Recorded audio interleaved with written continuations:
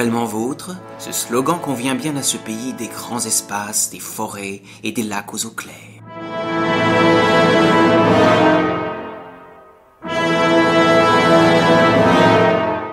Qualifié de plus proche des pays lointains, tant le dépaysement y est grand, un circuit riche en visites et faible en kilomètres permet de découvrir cette belle nature, mais aussi des villages au charme poétique, des sites historiques, des villes animées où la modernité l'emporte.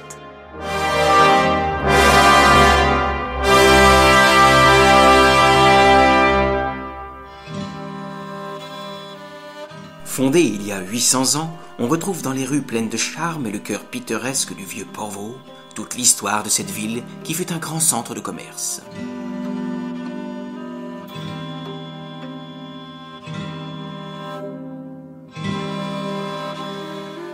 Dans la cathédrale, Alexandre Ier, tsar de Russie, jura de respecter les lois et la religion finlandaise. Témoins du passé, les maisons rouges sur berge, anciens entrepôts. Dessinée en 1722 selon un plan étoilé de style Renaissance, Hamina, ville fortifiée, vit son histoire intimement liée aux fluctuations de la frontière russe toute proche. Au centre de l'étoile, telle une pierre précieuse, l'hôtel de ville. Et en face, l'église circulaire Saint-Pierre et Saint-Paul. Aujourd'hui, déjeuner dans l'ancien club des officiers de Hamina.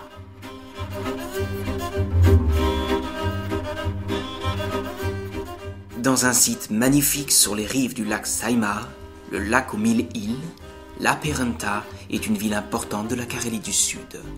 Sa forteresse, inachevée quand les Russes prirent la ville en 1741, est aujourd'hui un centre de culture.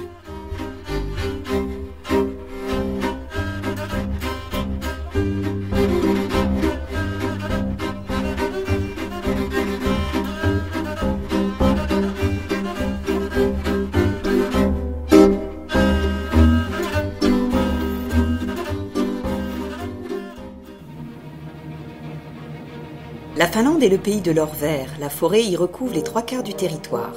Sa gestion intelligente en fait un pilier de l'économie nationale représentant 7% du PIB. Le musée de la forêt permet de mesurer l'importance de ce secteur et des industries annexes. Machines à papier, machines forestières, fabrication de meubles, etc.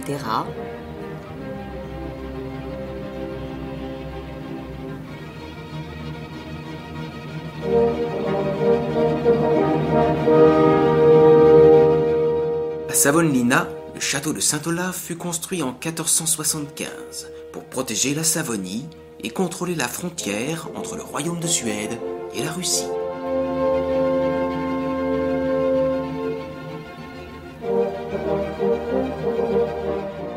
Inaugurée en 1847, après 3 années de construction, cette immense église en bois peut recevoir jusqu'à 5000 fidèles.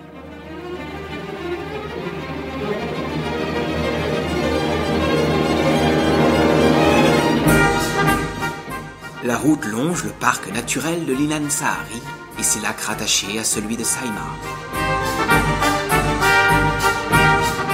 Initialement installé près du lac Ladoga, ce monastère fut déplacé à Valamo quand la Finlande perdit ce territoire au bénéfice de la Russie après la Seconde Guerre mondiale. Les moines emportèrent avec eux trésors, objets saints et livres. Possibilité d'assister à une messe orthodoxe.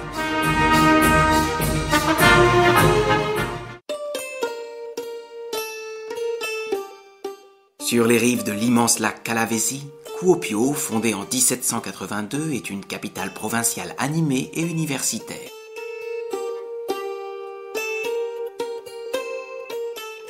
Sa spécialité que l'on découvre sur le marché est le kalakuko, pâté en croûte fourré de poisson au lard. Du haut des 75 mètres de la tour de Puyo, spectacle époustouflant sur ce paysage typiquement finlandais.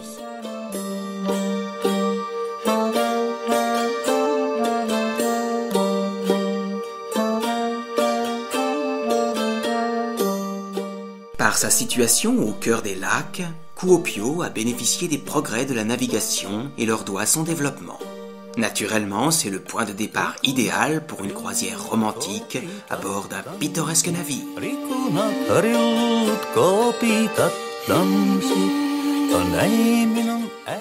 Mikkeli, ville commerçante, joua un rôle important pendant la Deuxième Guerre mondiale. Ville réputée pour ses jardins, l'un d'entre eux est particulièrement célèbre, celui de l'ancien plus grand presbytère de Finlande, Kenkavero.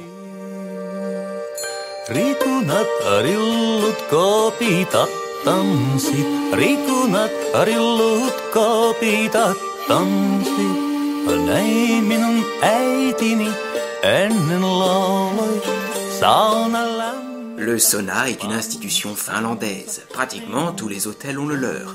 N'est-ce pas l'occasion de pratiquer cet art de vivre national ?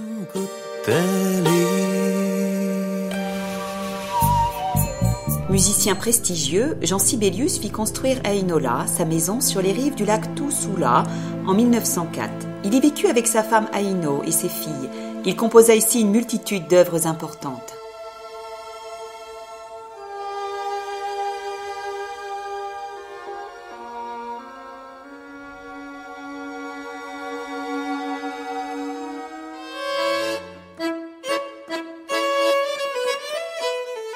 Surnommée Ville Blanche ou Fille de la Baltique, Helsinki réserve bien des surprises.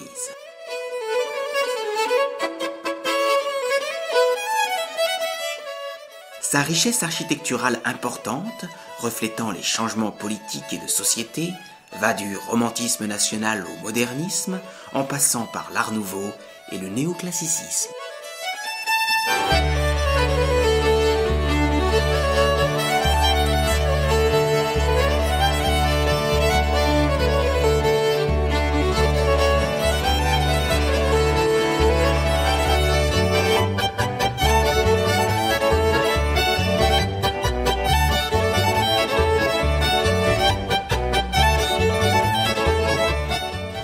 Les Finlandais aiment vivre au grand air. Les longues journées d'été, d'une température moyenne de 22 degrés, emplissent rues, parcs et terrasses de café de la foule des Helsinkiens.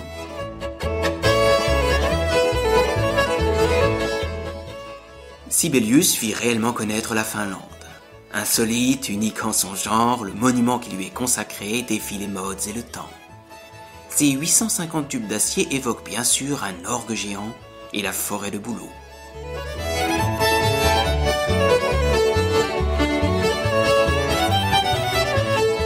Il faut prendre le ferry pour rejoindre Suomenlinna, forteresse construite au XVIIIe siècle par les Suédois sur un groupe de 6 îles pour se défendre des Russes qui en prirent cependant le contrôle en 1808 pour protéger la nouvelle capitale finlandaise jusqu'en 1918.